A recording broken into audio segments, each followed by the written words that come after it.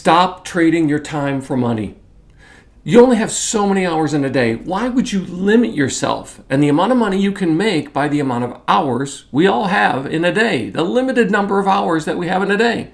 There is an alternative, and it's selling results or outcomes instead of trading our time for money.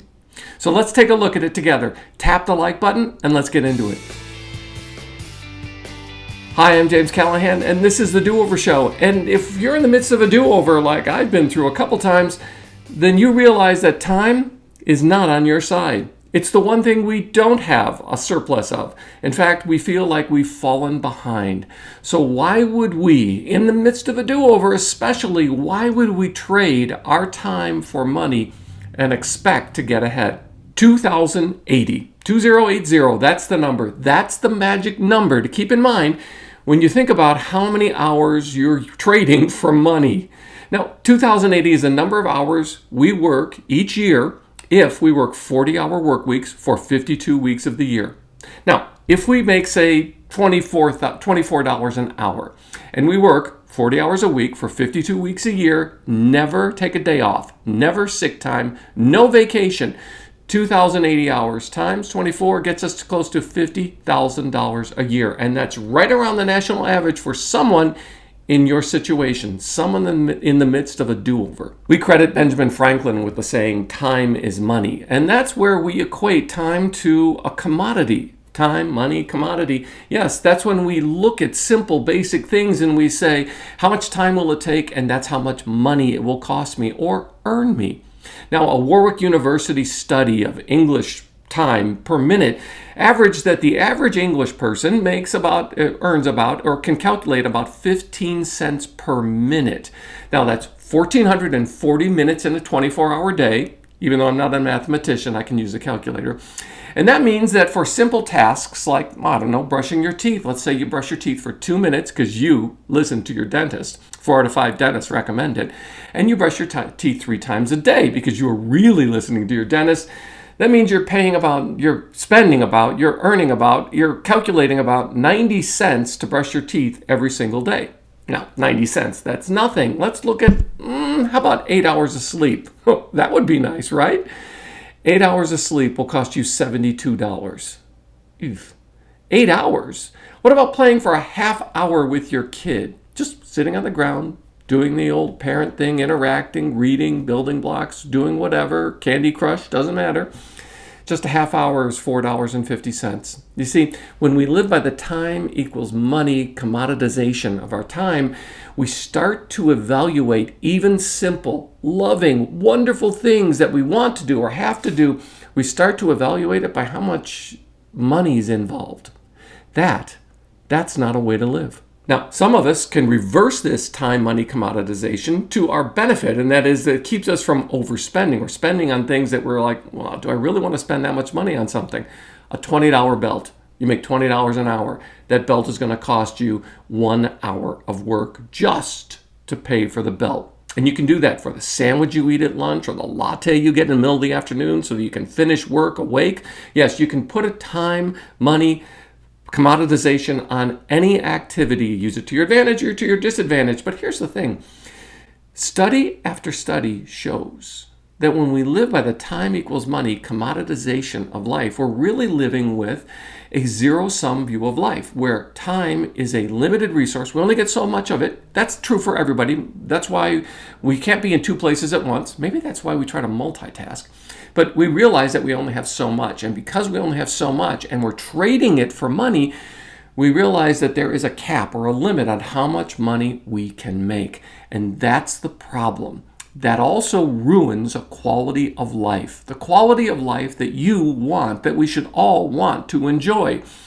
When we look at trading time for money, we're missing out on something. Okay, forget the New Year's resolutions. Shopify has a much better idea for its employees. A quote, calendar purge. That means effectively removing all recurring meetings with more than 2 people in perpetuity and adding a new rule banning all meetings on Wednesdays. Shopify limiting meetings of more than 50 people to 1 per week and also encouraging their workers to decline other meetings and cut back on internal chat groups. But why? Meetings were actually becoming a problem rather than solving problems. So they adopted this new approach, this new initiative, this low meeting initiative earlier this year.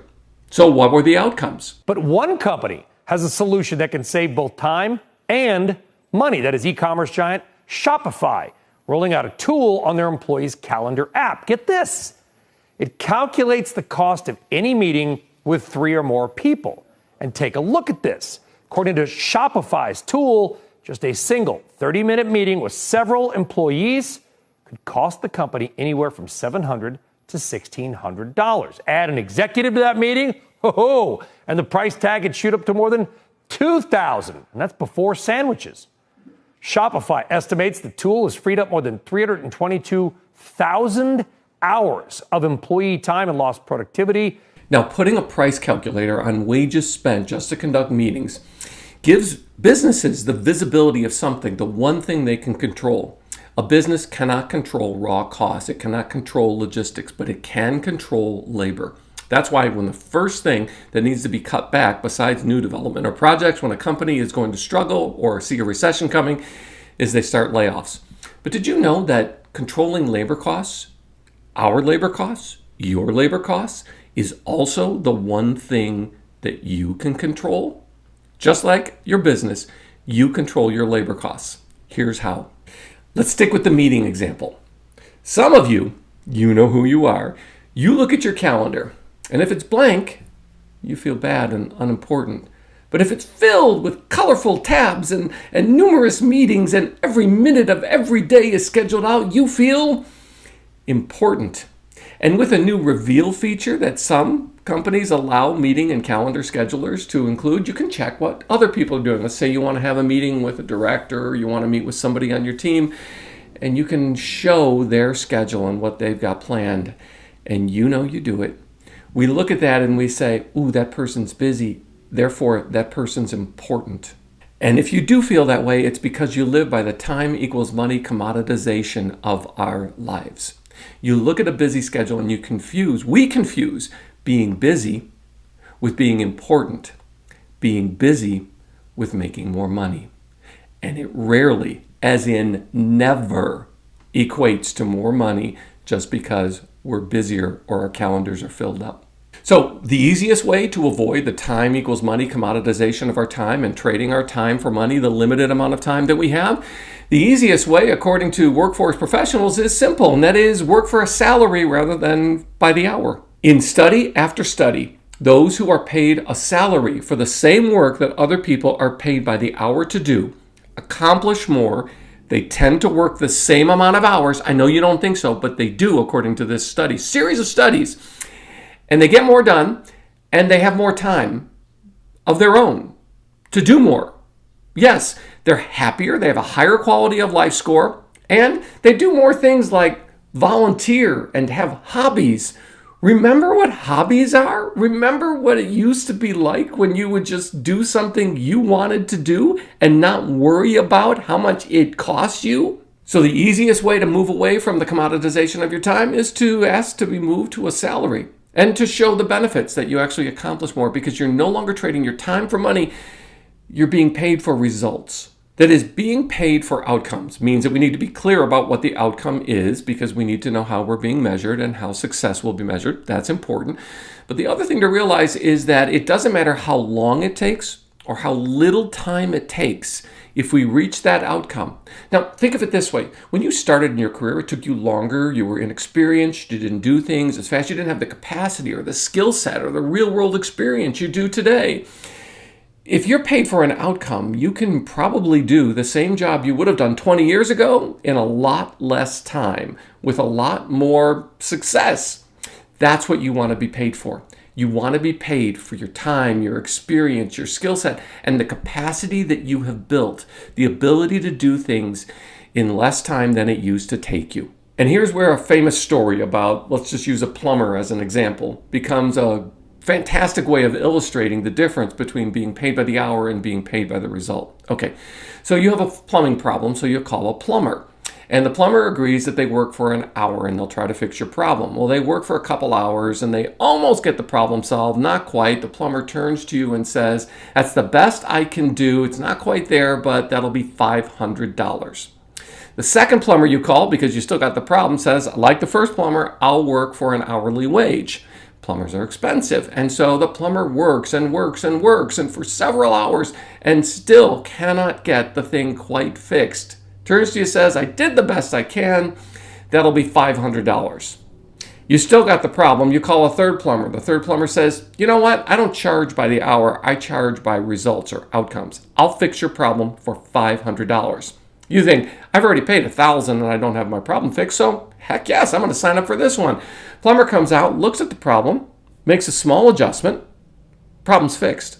Turns to you and says, I fixed your problem. That'll be $500. You turn to the plumber who charged you $500 for the outcome and say, but you only did it in a minute. Why should I pay you $500? Plumber says, you're not paying me for a minute. You're paying me for the time and the experience that I have in fixing that problem. You're paying for 20 years of experience. It took me 1 minute. We agreed, $500. That's the plumber you want to be. So instead of just trading your time for money and living on that constant treadmill of running out of hours and 1,440 minutes in a day and wondering about how much going to sleep is going to cost you or how much you're losing, learn to work for results, get paid for results, and see what happens to the quality of your life.